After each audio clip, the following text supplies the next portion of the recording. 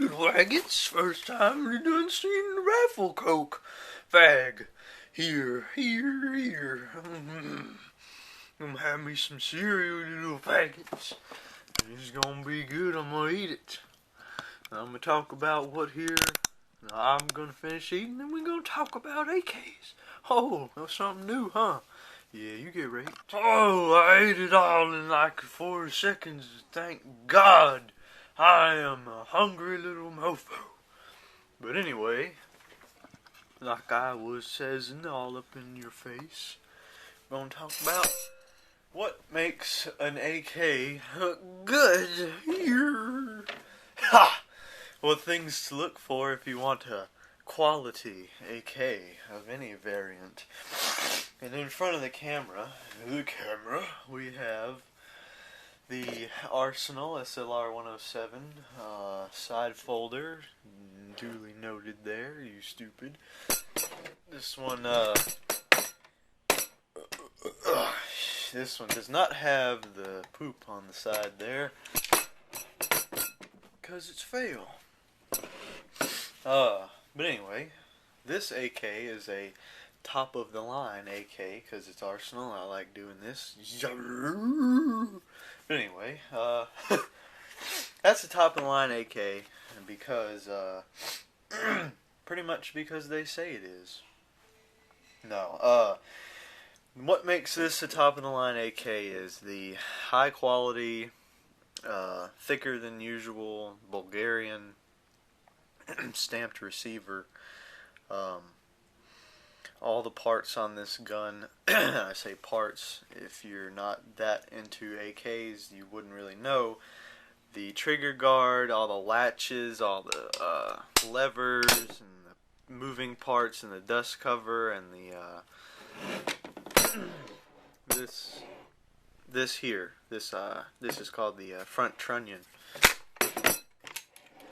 The front trunnion is pressed into the receiver. Here and here, it's riveted into the receiver. There and there, and the barrel is pressed through this trunnion and into the receiver, I think. But anyway, that is new. The gas block on the end here, new. What you'll see, and yes, I am stealing this from someone else's video. I'm sure you all know who. Man by the name of Walker English.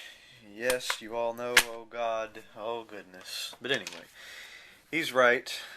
What he says about the gas blocks and sight posts and trunnions and whatnot. He says that most of the time with your Century or other manufacturers, unless otherwise noted, will use used trunnions and used gas blocks, etc. Now the problem with that is you use a used gas block which is pressed onto the barrel. When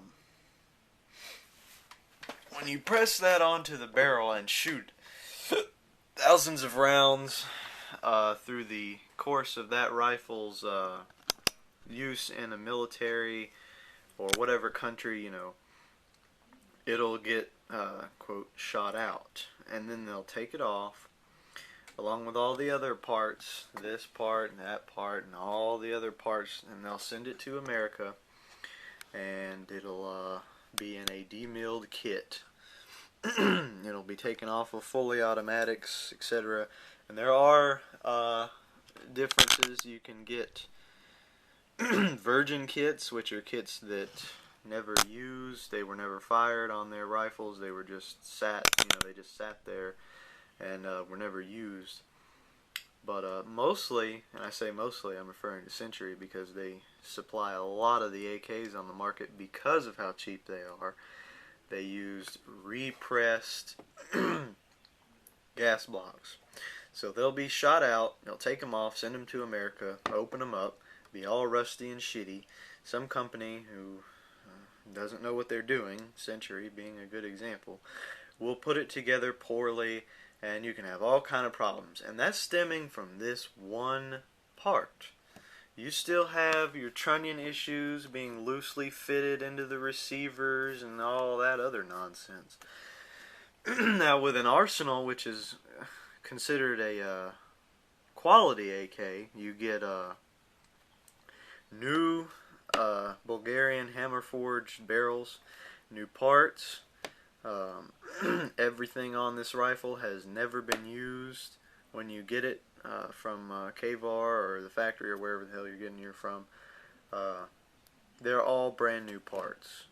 And with Century, they'll say it's a new rifle because, yeah, maybe that rifle has never been fired since it was put together, but all the parts on it have been shot from God knows how many times.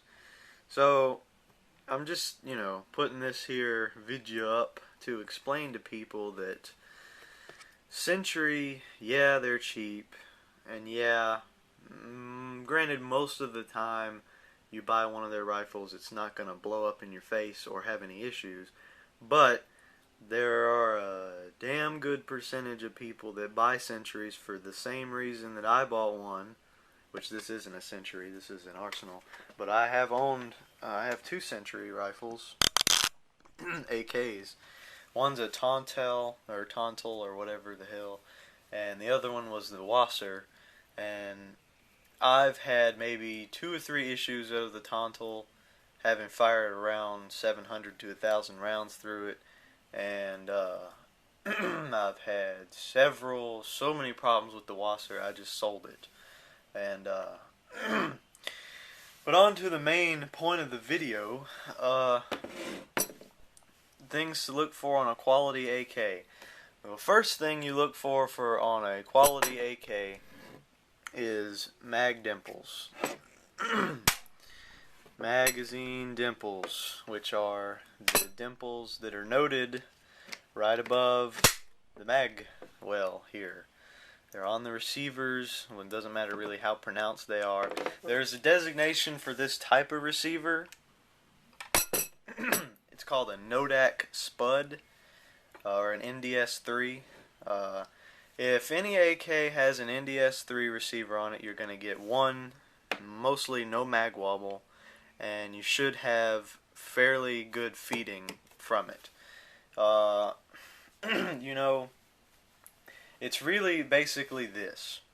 If you want to buy an AK, and you're looking for a quality AK, like a good one that's not a Wasser pretty much, you really should just find someone who knows what they're talking about and ask them.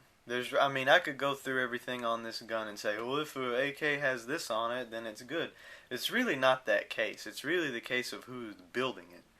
Because there are a ton of people who build AKs, and you never know if they're going to be good or not until you get, for example, Lancaster. They're a very reputable company. Everyone likes their products. They're expensive. I would assume they would be good.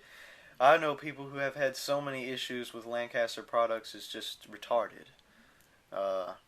Those two being Tactical Ace, I'll link them in the description, and A-Corps. Yeah, God, A-Corps has had this shit luck with Lancaster.